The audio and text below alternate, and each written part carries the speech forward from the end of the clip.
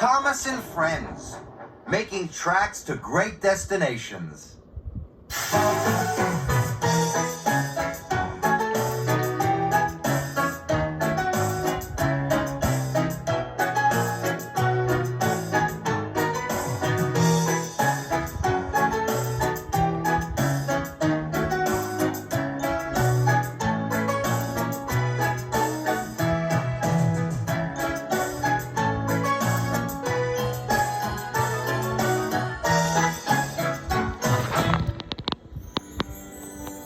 The island of Sodor is surrounded by beautiful blue sea.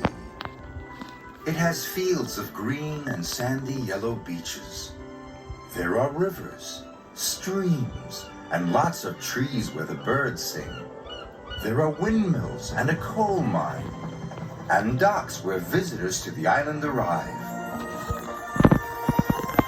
The island also has lots and lots of railway lines.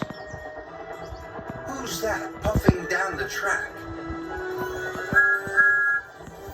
It's Thomas! Hello, Thomas! Hello, everybody! Welcome to the island of Sodor.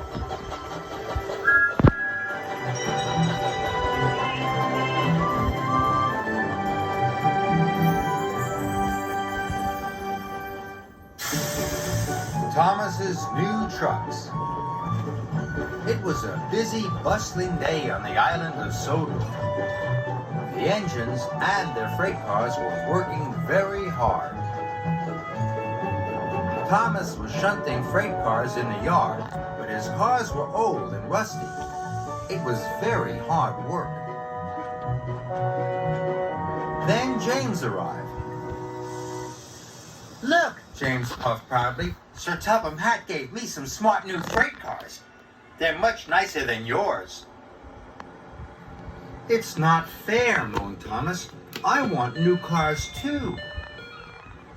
The next morning, Sir Topham Hatt had a surprise for Thomas. Night, night.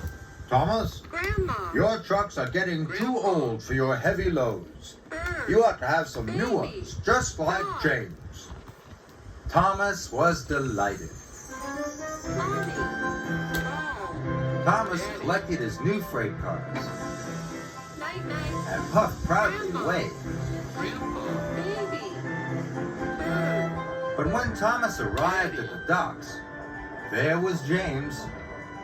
He was showing his new freight cars to Bill and Ben. "I've got new freight cars too," puffed Thomas.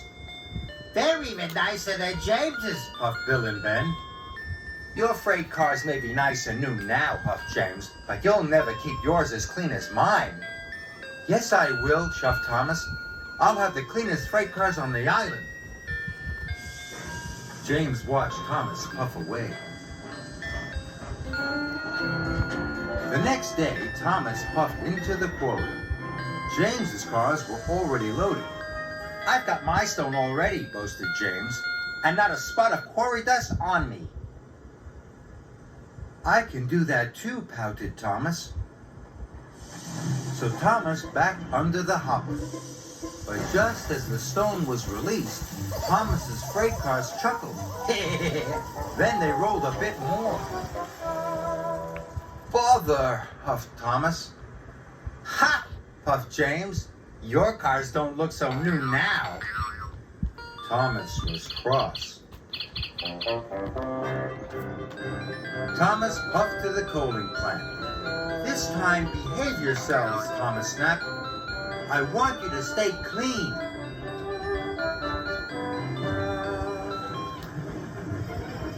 When he arrived, Thomas backed carefully and slowly under the coal hopper. But the freight cars chuckled. Then they rolled too far again. Thomas and his freight cars were dirtier than ever.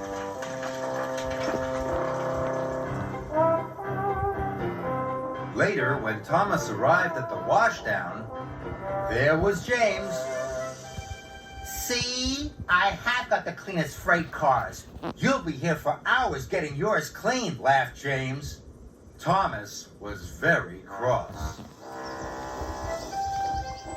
The next morning, when Thomas puffed into the yard, He had an idea.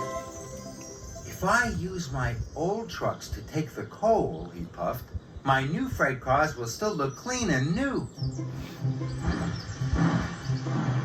So Thomas backed up to collect his old trucks. He collected some coal from the coaling plant.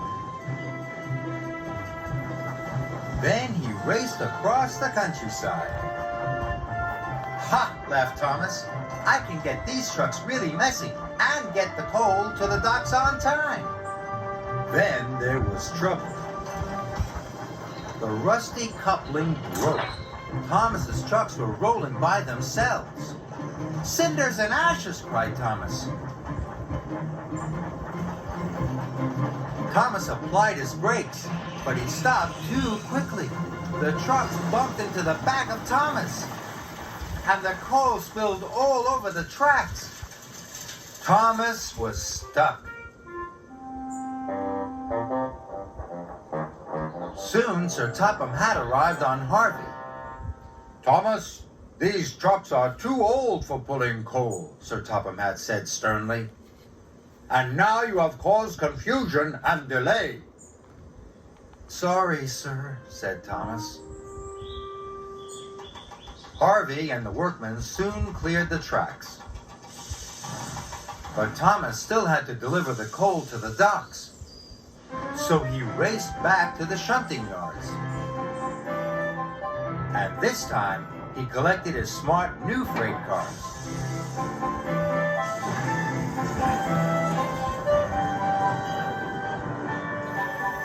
Harvey and the workmen loaded the coal into Thomas's freight cars. The new cars were soon filthy, but they were filled with coal and ready to go. And they were very happy. Thomas raced to the docks. Suddenly, the trucks weren't being troublesome. They rolled easily up hills. They rattled quickly down hills. And they sang all the way.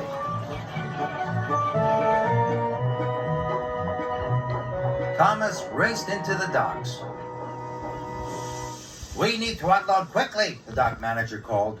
But don't worry, we'll try and keep your new freight cars clean. That's okay, puffed Thomas. My freight cars would rather be useful than clean. Just then, James puffed into the docks. Look at your freight cars, boasted James.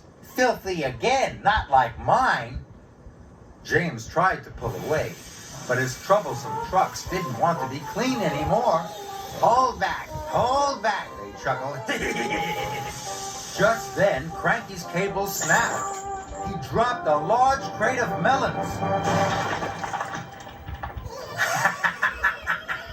Bother, puffed James. James, tooted Thomas, I think freight cars like to be useful rather than clean. And all the trucks agreed.